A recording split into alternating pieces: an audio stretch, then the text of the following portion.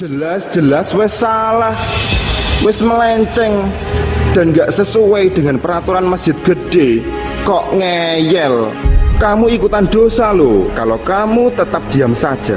Maaf Kang Mas, saya permisi dulu, ada keperluan. Assalamualaikum. Waalaikumsalam. Ahmad Dahlan tetap pada prinsipnya. Ternyata tidak hanya sampai di situ, Ahmad Dahlan juga mempermasalahkan arah kiblat Masjid Gede yang tidak mengarah tepat ke Masjidil Haram di Mekah.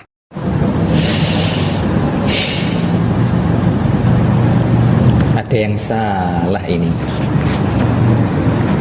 dan tidak boleh dibiarkan saja. Sesuatu yang salah, jika dibiarkan terus-menerus, akan dianggap benar ini.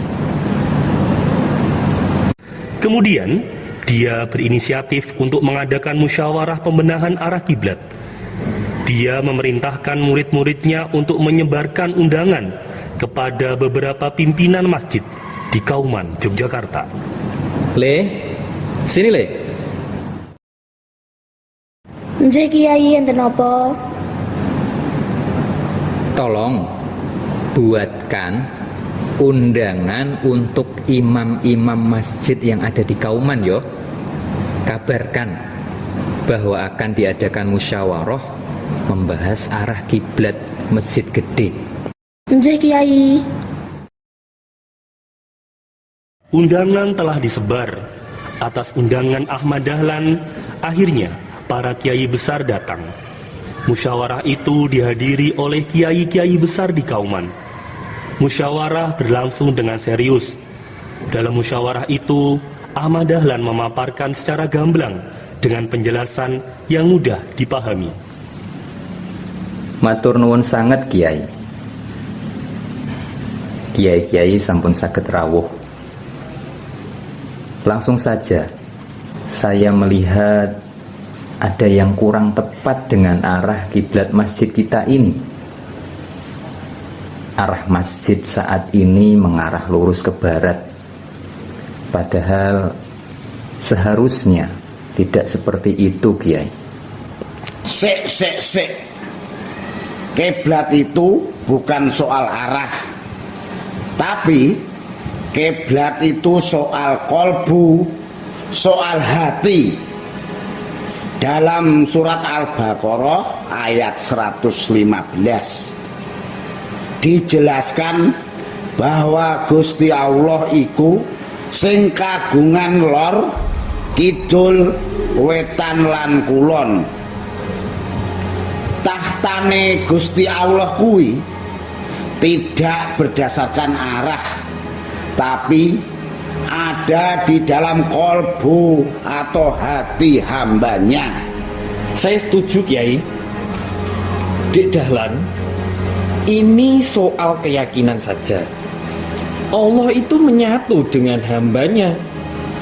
Dimanapun manusia menghadap, di situ ada Allah.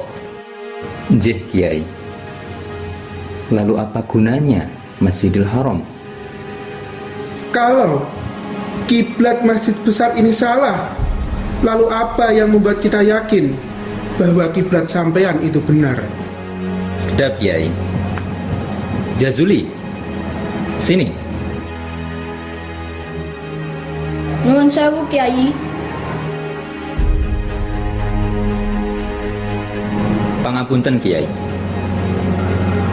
Berdasarkan ilmu falak, dengan melihat peta ini, Pulau Jawa itu tidak lurus ke barat. Dan seperti yang kita ketahui, bahwa masjid kita ini mengarah tepat ke barat. Jika kita mengarah ke barat, maka kiblat kita mengarah ke Afrika, bukan ke Masjidil Haram yang ada di Mekah sana. Lagi pula, kita tidak harus membongkar masjid ini, Kiai. Kita hanya perlu mengubah arah sholat kita ke arah 23 derajat dari posisi semula. Dan kita pasti tahu bahwa Nabi Muhammad SAW pernah diperintahkan oleh Allah untuk mengubah arah kiblat dari Masjidil Aqsa ke Masjidil Haram, dan beliau tidak ada keraguan sedikit pun. Dek Dahlan, apakah sampean yakin bahwa gambar itu benar? Kebenaran hanya milik Allah, Kang Mas. Manusia hanya sebatas berikhtiar. Sik. Sepertinya gambar itu buatan wong kafir. Saya pernah melihatnya di kantor Belanda. Kalau kita mengganti kiblat berdasarkan gambar itu, sama saja kita telah menjadi kafir. Ngati-ngati yole dengan kaum kafir dan munafik. Mereka menggunakan bermacam-macam cara untuk merusak keimanan kita. Hati-hati kowe. Dari penjelasan yang diberikan oleh Ahmad Dahlan, pada akhirnya tidak satupun kiai yang membenarkannya. Malah, mereka semakin menganggap Ahmad Dahlan sebagai kiai yang melenceng atau keblinger. Akhirnya, musyawarah itu berakhir dan tidak menghasilkan kesepakatan apapun. Setelah musyawarah berakhir, malam itu ada sebuah kejadian yang tidak terduga dan membuat geger pengurus Masjid Gede dan masyarakat Kauman. Dalam kejadian itu, diperkirakan ada beberapa pemuda yang mencoret-coret lantai masjid berbentuk soft mengarah ke kiblat yang mirip seperti ajaran Ahmad Dahlan. Kiai, gawat Kiai. Ono apa to, Le? Ono apa? Kok teriak-teriak malam begini? Anu itu Kiai. Lantai masjid gede dicoret-coret oleh beberapa pemuda. Kowe ngerti sapa sing nglakoni kuwi? Menurut konco-konco niku Kiai, murid-muridnya Yai Dahlan. Sik. Ayo didelok dhisik. Melihat hal itu, Kiai Penghulu dan para pengurus masjid besar merasa marah dan menganggap hal itu sebagai ulah Ahmad Dahlan. Malam itu juga, Kiai Penghulu memanggil Ahmad Dahlan dan memintanya untuk bertanggung jawab. Siapa yang berani lancang seperti ini? Astagfirullah. Lancang sekali. Pangapunten Kiai, bagaimana mungkin murid-murid saya mau dan berani melakukan hal semacam ini? Saya selalu mengajarkan kepada mereka untuk menghargai setiap perbedaan, bukan melakukan hal-hal yang hina seperti ini. Aku ora ngerti, Yai. Pokoknya sampean kudu tanggung jawab. Jih Kiai, jika ternyata memang benar ini ulah murid-murid saya, maka saya sendiri yang akan memberikan hukuman yang setimpal. Ayo, ngaku kalian. Sopo sing nglakoni iki? Ngaku. Saya yang melakukannya, Pak D. Saya. Mengetahui hal itu, tetap saja amarah Kiai Penghulu kepada Ahmad Dahlan tidak bisa berkurang. Karena menganggap Ahmad Dahlan telah berhasil mempengaruhi masyarakat Kauman dengan hal-hal baru yang diajarkannya. Ahmad Dahlan yang merasa sudah tidak sejalan dengan pihak masjid besar, akhirnya memutuskan untuk mundur dari jabatan khotib dan ingin lebih fokus membina jamaah dan murid-muridnya dilanggarnya sendiri. Hal yang tidak terduga terjadi. Jamaah Masjid Gede berbondong-bondong mulai pindah ke Langgar Kidul. Mereka ingin belajar agama dari Ahmad Dahlan. Mendengar hal itu, amarah Kiai Penghulu semakin besar. Musyawarah pun dilakukan demi mengatasi masalah itu. Jamaah Masjid Gede menurun, pindah kabeh ning langgare Ahmad Dahlan. Sampean sebagai kepala jamaah, pripun niki Kiai? Wis, saya tidak mau tahu. Mohon dibereskan Kiai. Lagi pula, saf Langgar Kidul miring, tidak mengikuti arah masjid gede. Ini pembangkangan Kiai. Bereskan. Injih Kiai. Menurut pandangan Kiai Penghulu dan pengurus Masjid Gede, apa yang telah dilakukan Ahmad Dahlan itu telah membuat banyak keresahan dan kegaduhan di dalam masyarakat Kauman. Menurut mereka, Jika Ahmad Dahlan dibiarkan begitu saja, maka tatanan keagamaan yang sudah berjalan semakin lamanya di Kauman akan rusak dengan hal-hal baru yang dibawa oleh Ahmad Dahlan. Jalan yang mereka anggap terbaik untuk menyelesaikan masalah itu adalah dengan menutup langgar yang digunakan Ahmad Dahlan dalam menyebarkan ajarannya. Kita harus segera menghentikan semua ini. Jangan sampai wibawa Masjid Gede ini jatuh dengan hal-hal yang dibawa Ahmad Dahlan itu. Ora iso dianggap remeh meneh iki. Wes gawe surat nggo nutup pelanggar Ahmad Dahlan. Nggih, sedika dawuh Yai. Sore itu, saat Ahmad Dahlan sedang memberikan pengajian, sebelum berbuka puasa di langgarnya, datang seorang utusan dari Masjid Gede yang membawa surat penutupan langgar. Kula nuwun. Assalamualaikum. Waalaikumsalam. Enten apa, Kang Mas? Saya diutus oleh Kiai Penghulu untuk menyampaikan surat ini, Kiai. Pangapunten, Kang Mas. Maaf, saya tidak bisa menutup langgar ini. Tolong sampaikan permintaan maaf saya kepada Kiai Penghulu. Pangapunten, Kiai. Jika Kiai tidak segera menutup langgar ini, jangan salahkan jika nanti kami menutupnya dengan paksa. Assalamualaikum. Waalaikumsalam. Utusan Masjid Besar gagal dalam menyampaikan surat penutupan langgar. Mengetahui hal itu, Kiai Penghulu dan para pengurus masjid memutuskan untuk melakukan penutupan dengan paksa. Para sederek sedaya, kita harus melindungi kewibawaan Masjid Gede niki. Ngertos? Kita bongkar langgar kidul milik Kiai Ahmad Dahlan niku. Wes ndang budal. Ayo budal. Allahu Akbar. Allahu Akbar. Allahu Akbar. Allahu Akbar. Allahu Akbar. Atas arahan Kiai Penghulu, pada malam itu juga, masyarakat Kauman berbondong-bondong menuju tempat langgar kidul milik Ahmad Dahlan. Mereka membawa alat-alat bertani yang akan digunakan untuk merobohkan langgar.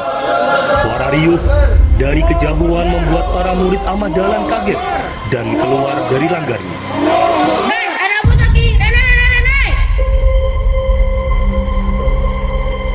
Endi kiaimu? Endi kiai kafir? Gak ono kiai kafir, kalian semua yang kafir. Oh, cah cilik-cilik.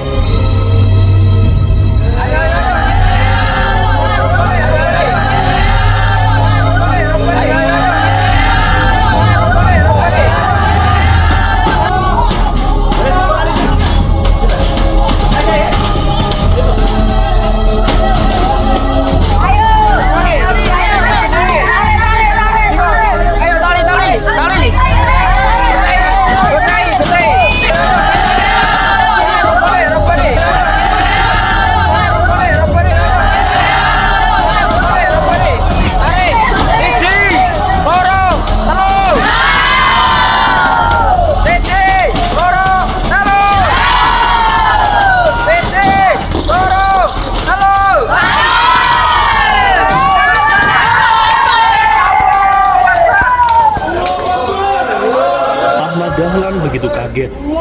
Sepulangnya dari tempat lain, dia melihat pemandangan langgarnya sudah rata dengan tanah.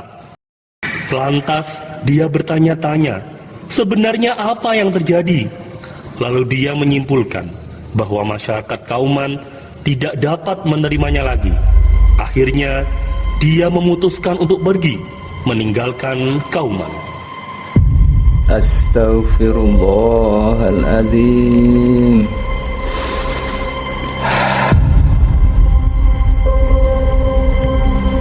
Astaghfirullah. Lihatlah, lihatlah ini. Apakah ini ulah kalian? Apakah ini perbuatan kalian?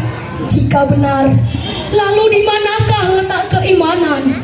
Roboh, roboh. Hei, dia hanya seorang manusia. manusia sepertimu. Dia juga muslim, mukmin, pengabdi Rabbmu. Kini dia terasingkan, tersingkir. Buah kekerasan dari pribadi-pribadi yang tak berhati dan berpikir. Congkaknya mulutmu berteriak kafir, kafir dan kafir. Hei, dia hanya seorang manusia yang belajar. Tekad dan niat kuatnya akan terus mengajar. Tak mengapa kalian berkelakar, tak mengapa kata-kata itu terus mencecar. Lihatlah nanti, dia pasti akan menjadi abdi pertiwi. Lihatlah nanti, nama dan jasanya akan melambung tinggi, tertanam kuat, dikenang, dan tersebar ke seluruh pelosok negeri.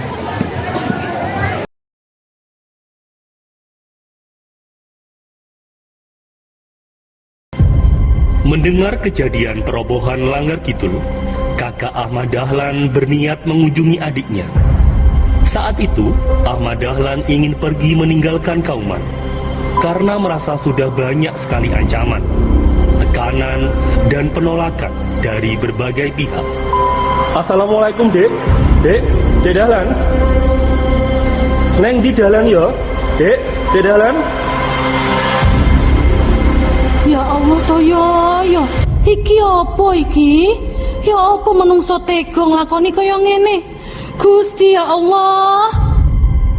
Astagfirullah. Perbuatan hina macam apa ini? Itu, Dahlan. Dahlan, kamu mau kemana, Dahlan? Apa gara-gara robohnya langgar itu kamu pergi? Wes Dek, ayo mulai. Gak usah dipikir no. Ben Gusti Allah sing bales perbuatan tak berada iki ya. Ayo, mulai. Iya Dek, ayo mulai. Eleng karo keluargamu. Kang Mas, Mbak Yu, jangan paksa saya. Sudah tidak ada tempat lagi untuk saya di sini. Tidak ada alasan lagi untuk saya tinggal di Kauman. Oh alah to Dahlan, mbok yo rungokno Kang Masmu kuwi. Eleng, ingat Dek, pemimpin sejati itu tidak bakal meninggalkan umatnya.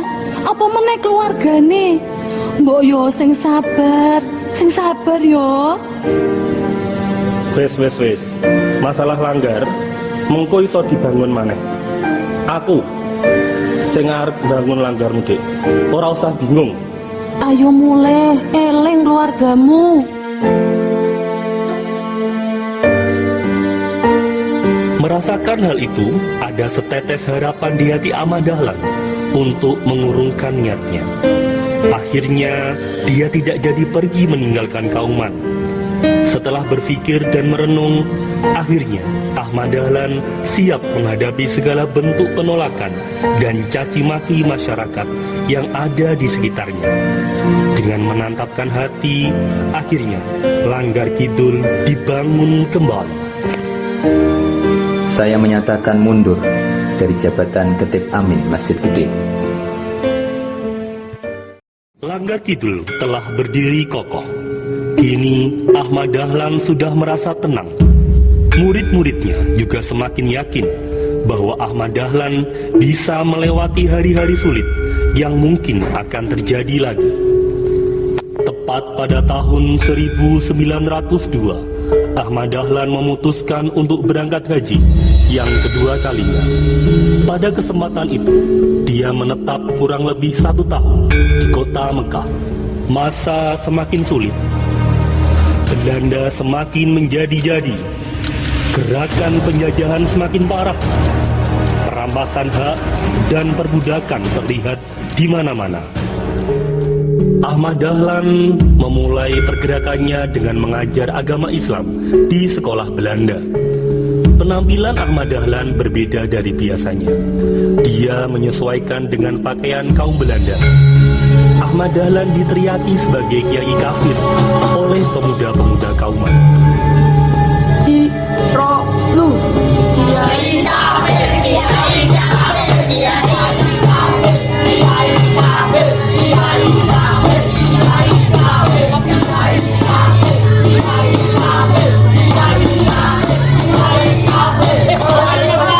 Sesampainya di rumah, Ahmad Dahlan mulai mempertimbangkan tujuannya untuk terus maju, mengabdikan diri kepada umat melewat pendidikan.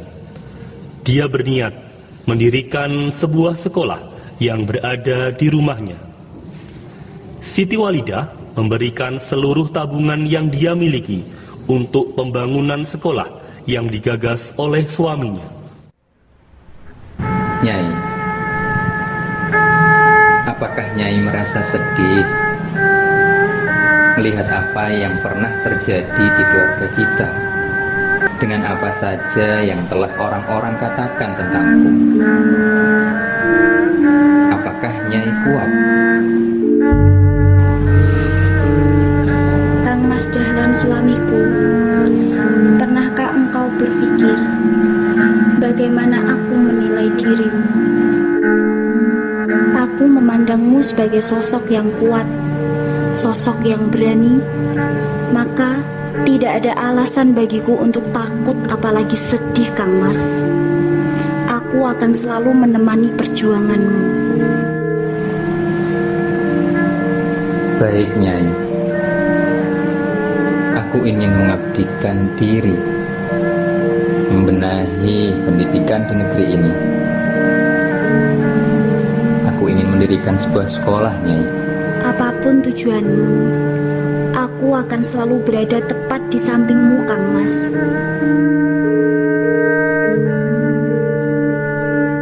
Kang Mas, ambillah hanya sedikit dari tabungan ini yang mungkin akan membantumu. Sesampainya di rumah, Ahmad Dahlan mulai mempertimbangkan tujuannya untuk terus maju, mengabdikan diri kepada umat melewat pendidikan. Dia berniat mendirikan sebuah sekolah yang berada di rumahnya. Siti Walidah memberikan seluruh tabungan yang dia miliki untuk pembangunan sekolah yang digagas oleh suaminya. Keesokan harinya, Ahmad Dahlan mengumpulkan murid-muridnya untuk membeli kayu di pasar sebagai bahan pembuatan meja dan kursi. Le, Suja, sini Le. Kamu panggil teman-temanmu di Langgar. Jeh, Kiai. Jeh, Kiai. Enten nopo, Kiai? Kalau boleh tahu, ada apa memanggil kami ke sini? Saiki ewangi aku yo golek kayu ning pasar Bringharjo. Kayunya untuk apa sih, Kiai? Kalian bakal tahu sendiri nanti untuk apa. Saiki ayo berangkat. Jeh, Kiai. Hey, hey.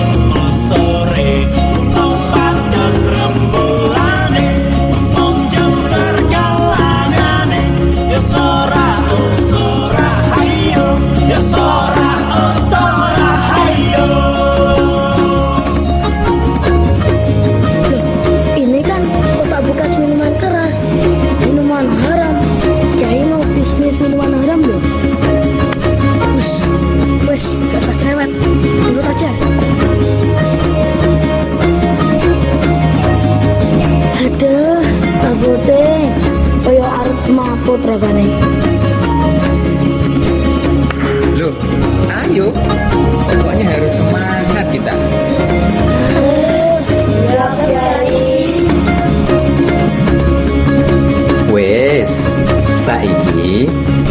buat meja dan kursi yo. Sing cendek-cendek wae, tur enak disawang. Sik, aku tak nyiapkan ruangannya dulu, yo. Sini Kiai. Capek aku ya Allah. Ini Kiai apa arep bikin warung ya, Jan? Wes to, gak usah lakian ngomong. Kadang beres-beres mengko. Sik, tak nyari semangat dhisik. Penonton, ada pantun nih. Minum teh tarik, makan semangka. SD terbaik memang cuma Muesa. Kabur. Hey, hey. Hey, hey. Hey, hey. Ler, tandure usumilir. Tak ijo royo tak senggo temanten anyar. Tak senggo temanten anyar. Cah penek no blimbing kuwi. Lunyu yo penek no kanggo basu kekotiro. Kanggo basu kekotiro. Kekotiro. Meter bedah pikir Tentomono jembatono Kanggo sapo mengosore Mumpung padang rembulane Mumpung jembar kalangane Ya sora ayo Ya sora ayo Ya sora ayo Ya sora ayo Ya sora ayo sora ayo. Le, murid-muridku, iki wis dadi. Saiki, ayo kita mencari anak-anak yang berada di Kauman. Dirjo, Farudin, cari di alun-alun. Kita ajak mereka sekolah di sini. Oh alah, jadi Kiai mau bikin sekolah ya? Iya, Madrasah Ibtidaiyah Diniyah Islam. Wes, ayo budal. Jadi Kiai.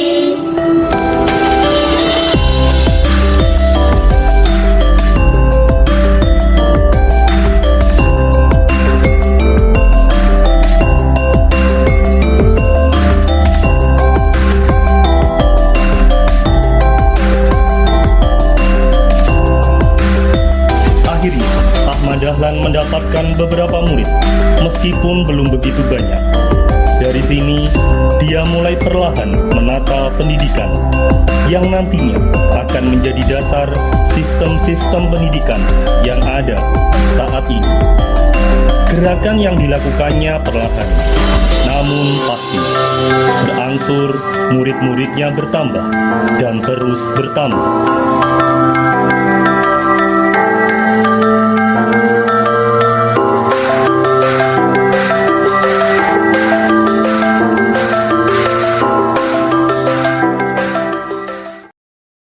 Sekolah yang didirikan oleh Ahmad Dahlan itu mendapat perhatian dan menjadi bahan perdebatan oleh banyak pihak. Sebagian besar mereka merendahkan Ahmad Dahlan karena memakai sistem baru seperti sekolah Belanda dengan menggunakan meja dan kursi sebagai sarananya. Siang itu dia kedatangan seorang kiai dari Magelang yang penasaran dengan bentuk sekolah yang didirikan Ahmad Dahlan. Kiai itu menertawakan apa yang sudah dibangun oleh Ahmad Dahlan. Kiai mundi? Telepet Kiai. Sebentar. Assalamualaikum. Waalaikumsalam warahmatullahi wabarakatuh. Ada apa Kiai? Tumben dari Magelang. Monggo, silakan duduk Kiai. Oh, ora usah. Saya tidak kesel. Sekarang aku sudah ngerti apa yang telah direbutkan oleh umat tentang sekolah sampean. Ada apa dengan sekolah saya, Kiai? Tentunya Anda tahu apa itu sekolah Madrasah Ibtidaiyah Diniyah Islam. Nggih Kiai. Kalau saya tidak tahu, saya tidak akan menamai sekolah ini dengan nama ini. Lah kalau Anda tahu, mengapa Anda memakai peralatan-peralatan orang kafir? Yang mana yang peralatan orang kafir, Kiai? Lah ini, itu, Saya. mikir. Ini, dan ini, semua ini dibuat oleh orang-orang kafir. Hanya orang-orang bodoh yang mau memakai barang milik orang kafir. Pangapunten Kiai. Bolehkah saya bertanya? Oh, silakan. Monggo. Kiai datang dari Magelang ke Kauman ini naik apa? Jalan kaki? Saya tidak mau menyiksa tubuh saya. Dari Magelang ke Jogja jalan kaki. Kalau begitu naik apa Kiai? Ya naik kereta. Nggih Kiai. Kalau begitu hanya orang bodoh yang menyebut sekolah ini sekolah kafir. Hei, Karena kereta api perlengkapan yang dibuat oleh orang kafir juga. wes, ayo mulai. Ayo, wes, mulai. Ayo mulai, wes, ayo. Dan pada akhirnya, tepat pada tanggal 18 November 1912, Ahmad Dahlan menyatakan diri mendirikan perkumpulan dalam sebuah organisasi Islam yang diberi nama Muhammadiyah. Pada saat itu, pergerakan Muhammadiyah semakin tertata. Organisasi itu akhirnya menyebar ke seluruh penjuru tanah air. Dan tepat pada hari ini, Muhammadiyah telah berusia 111 tahun. Saya berharap Muhammadiyah bisa menjadi perkumpulan yang benar-benar untuk masyarakat, bukan untuk kepentingan pribadi. Hidupilah Muhammadiyah. Jangan mencari hidup dalam Muhammadiyah. Hendaknya setiap anggota Muhammadiyah mencontoh pribadi Rasulullah SAW, dapat diberi amanah, menjunjung tinggi persamaan, dan terbuka untuk siapapun. Hari ini kita sama-sama belajar untuk menjadi yang terbaik di mata Allah, tidak hanya untuk diri sendiri, tapi untuk kepentingan orang banyak. Hidup ini singkat dan hanya satu kali. Harus bermanfaat bukan hanya untuk diri sendiri, tapi juga untuk orang lain. Allah bersama orang-orang yang peduli. Insya Allah semua meridhoi. Maka dengan mengucapkan Bismillahirrahmanirrahim, hari ini saya tetapkan sebagai hari berdirinya Muhammadiyah. Ya Allah, tunjukkan kami jalan yang lurus, bukan jalan orang-orang yang tersesat.